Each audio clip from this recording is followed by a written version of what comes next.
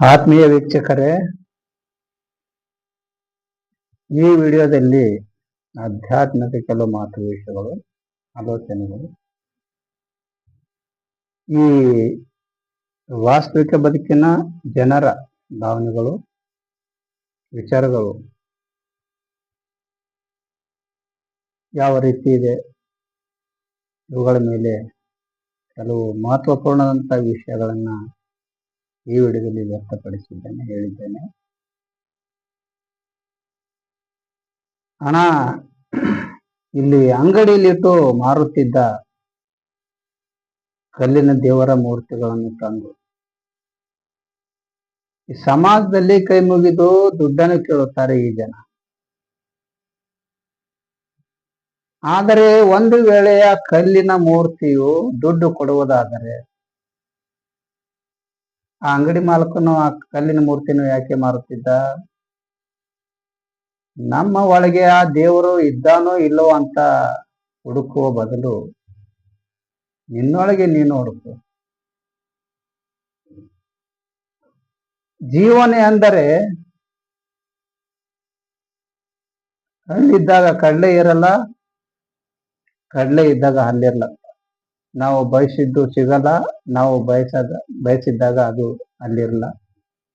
ಆದರೂ ಈ ಮನುಷ್ಯನ ಆಸೆ ಬಿಟ್ಟಿಲ್ಲ. ಯೌವನ, ಆರೋಗ್ಯ ಮತ್ತು ಸೌಂದರ್ಯ ಇವುಗಳು ಇದ್ದಾಗ ನಮ್ಮ ಹತ್ತಿರ ತಿಳುವಳಿಕೆ ಇರಲ್ಲ. ಇನ್ನೇನು ತಿಳುವಳಿಕೆ ಬಂದ ಮೇಲೆ ಆರೋಗ್ಯ, ಸೌಂದರ್ಯ ಇವು ಯಾವುವು ಇರಲ್ಲ. ಅದಕ್ಕೆ ಹೇಳೋದು, ಇರೋಷ್ಟು ದಿನ ನೆಮ್ಮದಿಯಿಂದ ಎಲ್ಲರೊಂದಿಗೆ ನಗುತ್ತಾ ನೆಮ್ಮದಿಯಿಂದ ಕಾಲ ಕಳೆಯಬೇಕು. ಇದೇ ಜೀವನ. ಇಲ್ಲಿ ಭೂಮಿಯಲ್ಲಿ ಹುಟ್ಟಿ ಬಂದ ಮೇಲೆ ಜೀವನದಲ್ಲಿ ಎಷ್ಟೇ ಕಷ್ಟಗಳು, ಎಷ್ಟೇ ನೋವು, ಎಷ್ಟೇ ದುಃಖ ಇದ್ದರೂ ಸಹ ಬದುಕಲೇಬೇಕು. ಜೀವನ ಅನ್ನೋದು ಒಂದು ನಾಟಕ ಇದ್ದ ಹಾಗೆ. ಈ ಜಗತ್ತು ಒಂದು ವೇದಿಕೆ ಇದ್ದ ಹಾಗೆ. ನಾವೆಲ್ಲರೂ ಕೇವಲ ಪಾತ್ರಧಾರಿಗಳು ಅಷ್ಟೇ.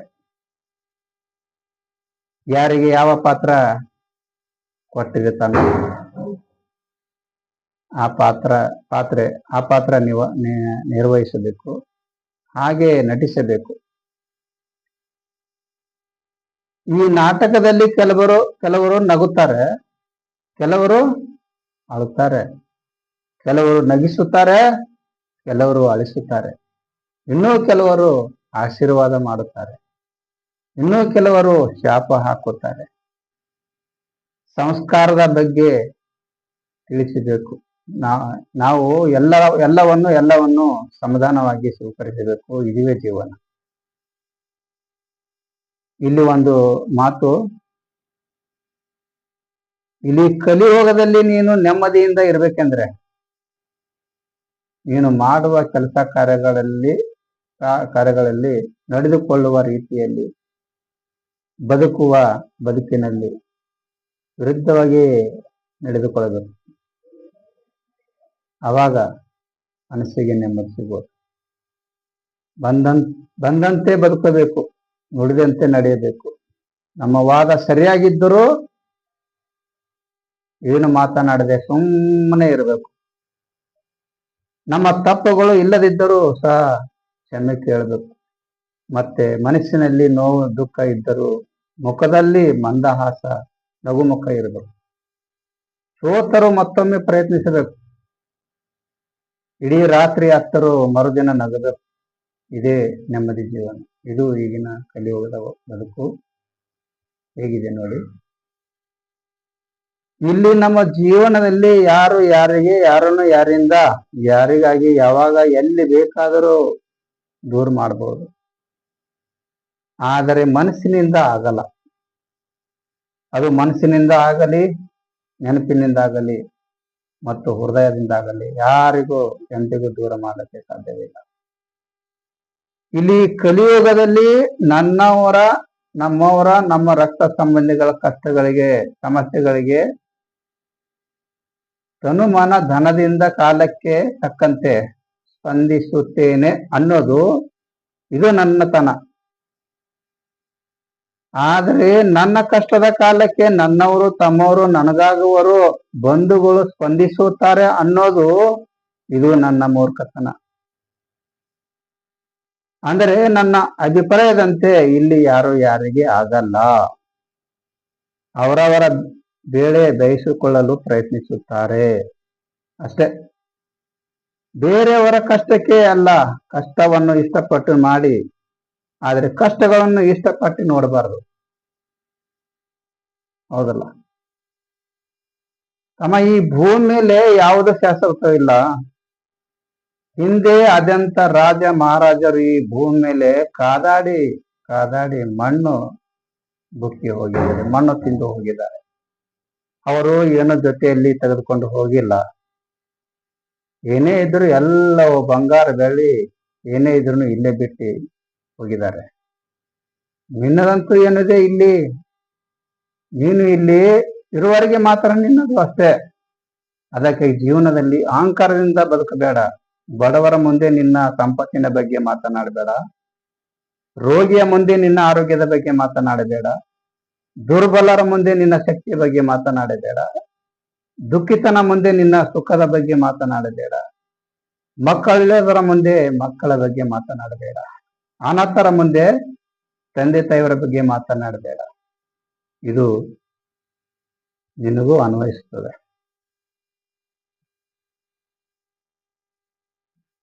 ನಿನ್ನ ಜೀವನದಲ್ಲಿ ಒಂದೇ ನಿಯಮ ಪಾಲಿಸು, ಒಂದೇ ನಿಯಮ ಇಟ್ಟುಕೋ. ಏನೇ ಇದ್ದರೂ ಯಾವಾಗಲೂ ನೇರವಾಗಿ ಮಾತನಾಡು. ಮುಖಕ್ಕೆ ಮುಖ ಕೊಟ್ಟು ಮಾತನಾಡು. ಮುಂದೆ ಮಾತನಾಡು, ಬೆನ್ನ ಹಿಂದೆ ಮಾತನಾಡಬೇಡ. ನಿನ್ನತನವನ್ನು ತೋರಿಸಿ ಬದುಕು, ಆದರೆ ಯಾರು ಗುಲಾಮನಾಗಿ ಬದುಕಬೇಡ. ನೇರವಾಗಿ ಮಾತನಾಡು, ಯಾವ ವಿಕೆಟ್ ಹಿಡಿಯುವ ಕೆಲಸ ಮಾಡಬೇಡ. ಯಾರು ನಿನ್ನವರೆಂದು ಕರೆಸಿಕೊಳ್ಳುವರು ಅರ್ಥ ಮಾಡಿಕೊಳ್ಳುತ್ತಾರೆ. ಹೆಸರಿಗೆ ನಿನ್ನವರೆಂದು ಕರೆಸಿಕೊಳ್ಳುವರು ನಿನ್ನಿಂದ ಬಿಟ್ಟು ದೂರ ಸರಿದು ಹೋಗ್ತಾರೆ ಅಷ್ಟೇ. ಇಲ್ಲಿ ಜನರು ಅವರಿಗೆ ಚಳಿಗಾಲದಲ್ಲಿ ಯಾವ ಸೂರ್ಯನ ನಿರೀಕ್ಷೆ ಇರುತ್ತದೆಯೋ ಅದೇ ಸೂರ್ಯನಿಗೆ ಬೇಸಿಗೆಯಲ್ಲಿ ತಿರಸ್ಕಾರವಿರುತ್ತದೆ. ಹಾಗೆ ಇಲ್ಲಿ ಮನುಷ್ಯನಿಗೆ ಕೂಡ ಯಾವಾಗ ಅವಶ್ಯಕತೆ ಇರುವುದೋ ಅವಾಗ ಬಣ್ಣ ಬಣ್ಣದ ಮಾತನಾಡಿ ಸಿಹಿಯಾಗಿ ಮಾತನಾಡಿ ಕೆಲಸ ತೆಗೆದುಕೊಳ್ತಾರೆ. ಅವಶ್ಯಕತೆ ಮುಗಿತಾ ತಕ್ಷಣ ತಿರಸ್ಕರಿಸಲು ಶುರು ಮಾಡ್ತಾರೆ. ಇದು ಈಗಿನ ಕಲಿಯುಗದ ಸತ್ಯ. ಕೆಲಸ ಇರುವವರೆಗೆ ಮಾತ್ರ ಬಣ್ಣ ಬಣ್ಣದ ಮಾತುಗಳು ಅಷ್ಟೇ. ಇದು ರಂಗುರಂಗಿನ ದುನಿಯಾ. ಇಲ್ಲಿ ಸತ್ಯ ಒಂಟಿಯಾಗಿ ನಡೆದರೆ ಸುಳ್ಳು ಮೆರವಾಗಿ ತೆಗೆದುಕೊಂಡು ನಡೆಯುತ್ತದೆ. ಇರಬೇಕು ನೋಡು ಸಮಾಜ ಜನರ ಸಂಘ, ತಿಳಿದು ನಡೆಯದಿದ್ದರೆ ಆಗುವುದು ಮಾನಭಂಗ. ಇರಬಾರದು ನೋಡುತ್ತಮ್ಮ ಯಾವ ಹೆಣ್ಣಿನ ಗುಂಗ,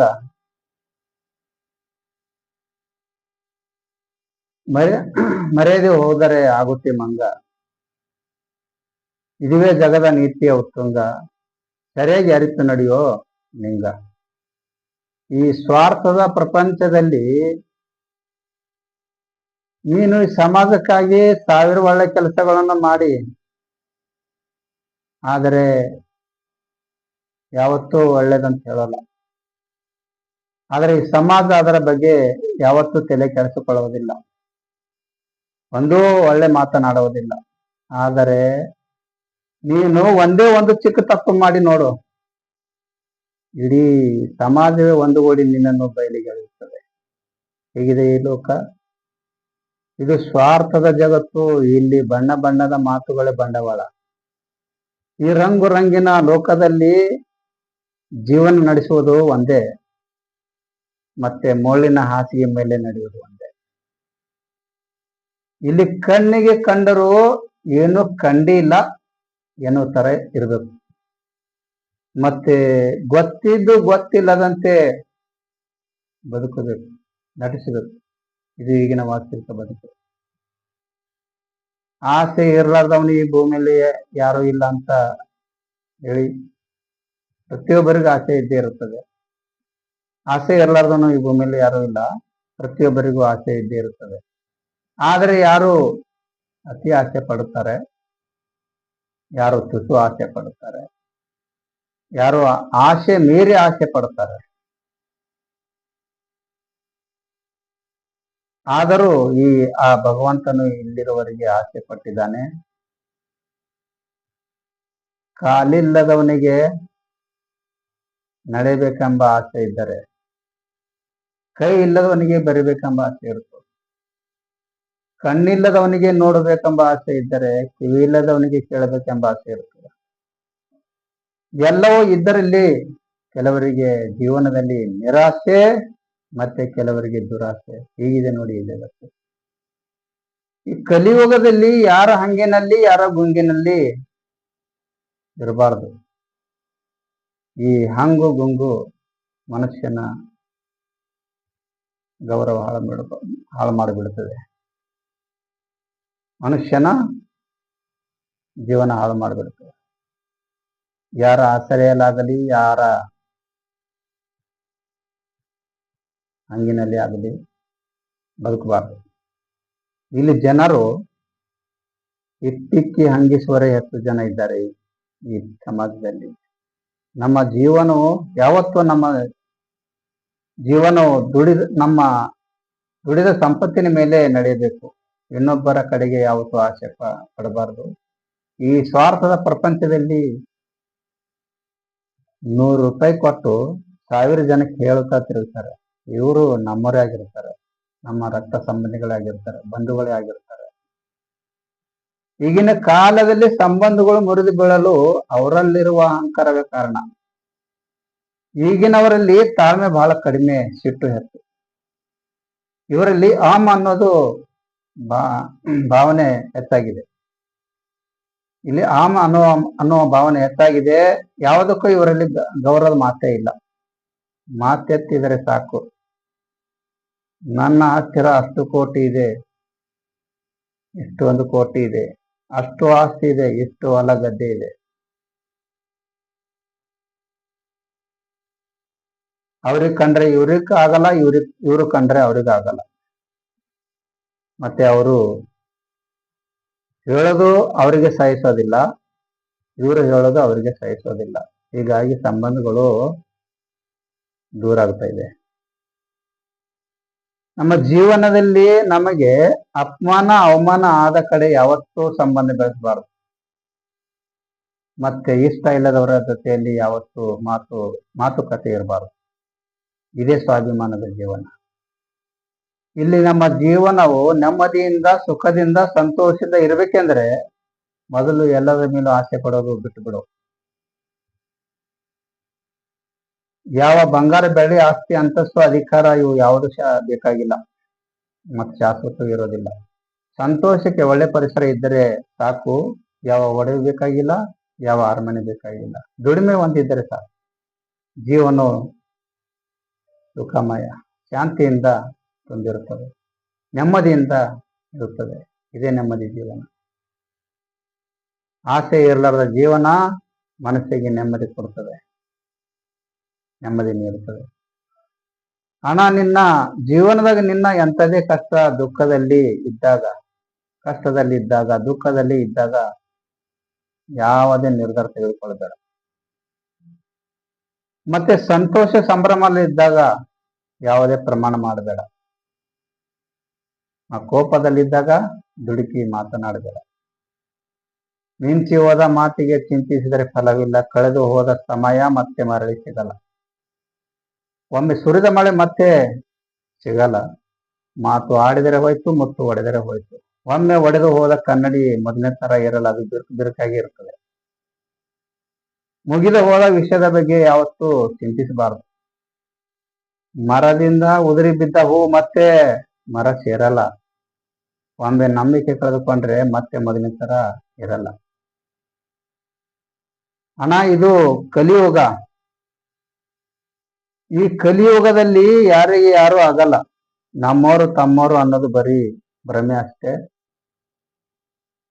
ಕಷ್ಟ ಅಂತ ಬಂದಾಗ ಯಾರು ಸಹಾಯಕ್ಕೆ ಬರಲ್ಲ. ನಿನ್ನ ಕಣ್ಣೀರನ್ನು ಯಾರು ಗಮನಿಸುವುದಿಲ್ಲ, ನಿನ್ನ ನೋವನ್ನು ಯಾರು ಗುರುತಿಸುವುದಿಲ್ಲ, ನಿನ್ನ ಕಷ್ಟಗಳನ್ನು ಯಾರು ತೀರಿಸೋದಿಲ್ಲ. ನೀನು ನಗುತ್ತಿರುವಾಗ ಎಲ್ಲರೂ ನಗುತ್ತಾರೆ, ಅದೇ ನೀನು ಅಳುತ್ತಿರುವಾಗ ಎಲ್ಲರೂ ಅಳುತ್ತಾರೆ ಅಂತ ನಿನ್ನ ಕನಸಿನಲ್ಲೂ ಯೋಚಿಸಬೇಡ. ಇದು ಸ್ವಾರ್ಥದ ಜಗತ್ತು. ಇಲ್ಲಿರುವರೆಲ್ಲರೂ ಸ್ವಾರ್ಥಿಗಳೇ, ಇದು ಅನ್ನೋದು ಮರಿಬೇಡ. ಈ ಸಮಾಜದಲ್ಲಿ ಎಲ್ಲರೂ ಒಂದೇ ತರ ಇರಲ್ಲ. ಯಾರ ವಿಚಾರ ಹೇಗೆ, ಯಾರ ಮನಸ್ಸು ಹೇಗೆ, ಯಾರ ಭಾವನೆಗಳು ಹೇಗೆ, ಯಾರ ನಿಯತ್ತು ಹೇಗೆ, ಅವರವರ ವಿಚಾರಗಳು ಭಾವನೆಗಳು ಬೇರೆ ಬೇರೆಯಾಗಿ ಇರ್ತವೆ. ಕೆಲವರು ನಗುಮುಖ ಉಳ್ಳವರಾಗಿರ್ತಾರ, ಕೆಲವರು ಸಿಡುಕುತನ ಸ್ವಭಾವದವರಾಗಿರ್ತಾರೆ, ಕೆಲವರು ಮುಂಗೋಪಿ ಆಗಿರ್ತಾರೆ, ಇನ್ನೂ ಕೆಲವಷ್ಟು ಜನರು ಹೀಗೆ ಇರ್ತಾರೆ. ಅದು ಹೇಗೆಂದರೆ ಹೊರಗೆ ಹಾರೈಸುವುದು, ಒಳಗೆ ಶಾಪ ಹಾಕುವುದು, ಹೊರಗೆ ಪ್ರೀತಿ ತೋರಿಸುವುದು, ಒಳಗೆ ದ್ವೇಷಿಸುವುದು, ಹೊರಗೆ ಮಾನವ ತತ್ವ, ಒಳಗೆ ರಾಕ್ಷಸ ತತ್ವ, ಹೊರಗೆ ನಿಯತ್ತು, ಒಳಗೆ ನಂಬಿಕೆ ದ್ರೋಹ. ಇದು ಕಲಿಯುಗದ ನೈಜ ಸತ್ಯ. ಈ ನನ್ನ ವಿಡಿಯೋ ನಿಮಗೆ ಇಷ್ಟ ಆದರೆ ಲೈಕ್ ಮಾಡಿ, ಶೇರ್ ಮಾಡಿ, ಸಬ್ಸ್ಕ್ರೈಬ್ ಮಾಡೋದನ್ನ ಮರೆಯಬೇಡಿ. ಸಬ್ಸ್ಕ್ರೈಬ್ ಮಾಡಿ, ಇದರಿಂದ ನಿಮಗೇನು ಹಾನಿ ಇಲ್ಲ. ಧನ್ಯವಾದಗಳು.